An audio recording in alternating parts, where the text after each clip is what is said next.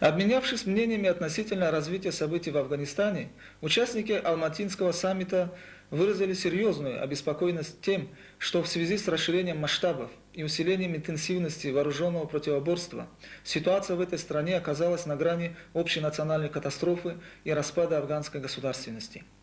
Руководители центральноазиатских государств и России призвали конфликтующие афганские стороны, прежде всего движение талибов, незамедлительно прекратить боевые действия и начать поиск путей общенационального согласия. При этом было подчеркнуто, что обязательным условием должно быть невмешательство извне во внутренние дела суверенного Афганистана и сохранение его территориальной целостности. Участники Алматинской встречи заявили, что любые возможные действия, подрывающие стабильность на границах Афганистана со странами СНГ, неприемлемы и получат